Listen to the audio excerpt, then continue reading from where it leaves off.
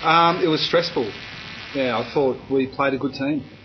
We didn't play well early, but I think we got to stop talking about them as a young, developing expansion team. They're a good team, really good players through the middle.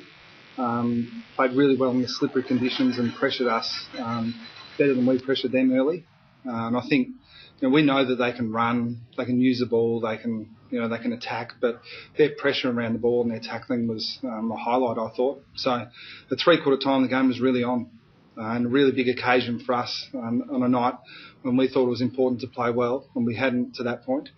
But the reason I'm in a good mood now is that last quarter was fantastic, and I guess you guys will analyse it closer than I will, but maybe they got a little bit tired, but we'll focus on what we did well in the last quarter in the short term.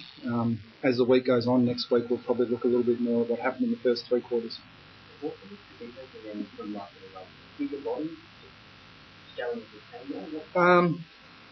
It's hard to put your finger on it. They do have an out-and-out champion who was pretty handy again tonight. But there are other really high-quality young midfielders of 12 months more experience. I think in 12 months they're going to be better again, which is a bit of a scary prospect.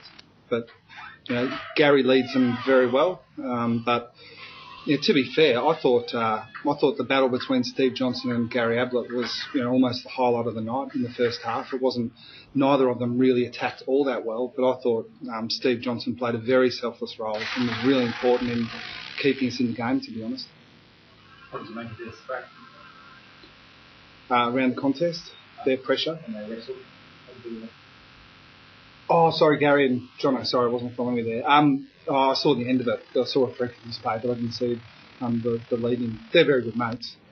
Sometimes that can manifest in a little bit of aggression off the ball. You never want to let your mate beat you. And I thought that's how they played. I thought you had two genuine champions of the game going head-to-head and playing a little bit more defensively than they otherwise would.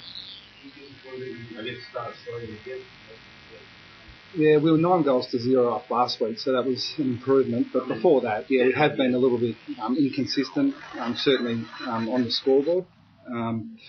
But I think it can come across as a tinge disrespectful when you say, we played really poorly when scores are level. I think, that they are a good side capable of playing good footy against the best teams, as they showed last week against Hawthorn. So, sure, we didn't play as well as we would have liked to, but they played a part in that.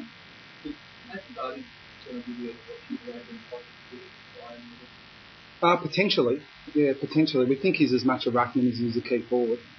But we also would like to think that Hamish McIntosh will come into our side at some stage, and Dawson Simpson played very well on the VFL level today. So, Mark Blitzarv's got an opportunity at the start of the year because we just didn't have anyone else really. But if you ask me now, of all the ruckmen on our list, who's the first one picked, he'd be pretty close. So to answer your question, we're going to have some headaches with our big guys, but it's not just the key forwards, it's the ruckmen as well. The way Barney played sort of confirmed in your own mind that you've done the right thing, giving him plenty of time in the first half and right. Yeah, in a way, but if he played really poorly tonight, I still think we would have been comfortable with the way we managed it. It was more about his long-term welfare. We're not interested in trying to steal 15 games this year and have him help us in the short term. We want to extend his career for as long as is possible. We thought that, we've always thought he's an outstanding young player, but we need to be respectful of the injury. And it's a very serious one, and something that we'll continue to manage. So, we think at this stage that he'll play next week, but there's no guarantee that he'll just play out the rest of the season without being managed along the way. Edwards gone last quarter because some people actually stood up and clapped. Yeah. Probably easy to do when the game was seemingly safe. But there was a sense that he really appreciated the return. Yeah, I mean, the people in front of us stood up and bowed. I felt like joining in. If he's not the best player I've ever seen, he's pretty close. But yeah, I thought he does those amazing things. Like 12 or 13 of his possessions tonight were just outstanding. I wasn't as interested in the other 20, but some of the things he does, you just can't stop. So you just got to say, well, great player, great goal, move on to the next contest. But as I said earlier, battle in the first half between Steve Johnson and Gary and Danny Stanley as well, I thought was pivotal in the outcome.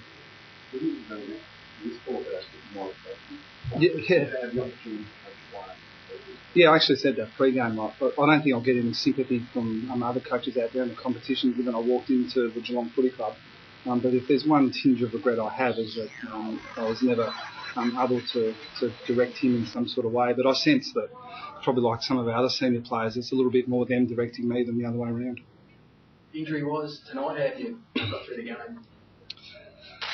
Pretty well, I think. I can't think of anything off the top of my head. There's nothing. No, I mean, Mitch Brown was probably the unfortunate member of our 22 this game in that we went in a little bit too tall. But there was method to our madness there. And Mitch will play again next week. He was just subbed out because the game wasn't suited to big tall forwards. Certainly suited to Jimmy Bartell, had a good season currently plays a role that sort of needed and contributed a lot of crucial goals. Yeah, he was good, especially early in that last quarter. I said to him post game, I hope that I had hoped that you'd stand up, when the game was really on. But I should know by now that he'll just do it. In some ways we make it hard for Jimmy because we don't just play him on ball in his best position for 100% of the game. But that's because he can help the team in so many different ways. And he played back at times, he played on ball, he played forward. Yeah, he's a really flexible Geelong player. We love him. You spoke of the options that we've got selection for next week, but for VFL today there were quite a few standout players. Smets came back, Stringer played well, Murdoch. You've got a number of players who can slot in next week. Yeah, and Shane Kirsten was a little bit quiet today, but we're really bullish on the sort of player he can be. And he will play AFL footy at some stage this year. There's no doubt in my mind about that.